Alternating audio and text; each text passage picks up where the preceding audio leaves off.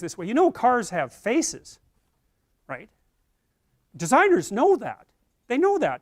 People don't want a car with 3 headlights. Because like, who wants to be associated with a 3-eyed monster? No one. It's like 2 eyes. That's something you could be comfortable with. And so cars have faces. You know, like the BMWs, the new ones, they really look cat-like, you know. And they have sexy curves. They do. They do. There's been MRI studies of that. So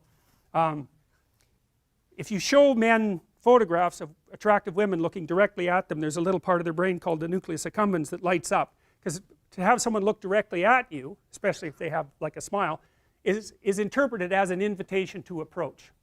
And women, they have the same damn problem. Because with women, because if you go into drugstores, say, and you look at women's magazines, they're all the same. They've all evolved to the same endpoint. They all have an attractive woman on them, all of them. And they're looking right out. And so when women see that, they actually see it as something to approach. It's an ideal.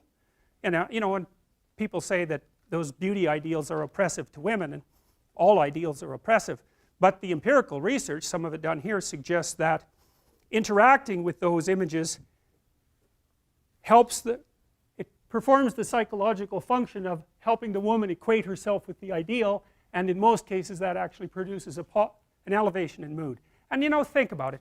You're really going to go to the magazine store when you're just looking for something to do, and you're going to buy something that makes you feel depressed and oppressed. It's like, no, you're not going to do that. Magazines that do that to you, they will die, because no one will buy them. And there's a reason they all turned out the same way. It's like they're just responding to demand. So, faces.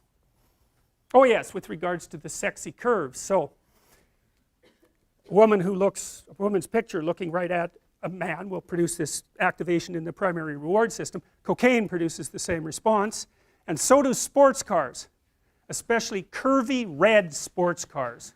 And so that's why you often see an attractive woman sitting on a curvy red sports car in an ad, because it's, you know, if there's an ad for beer on the side, it's like, hey, everything's perfect.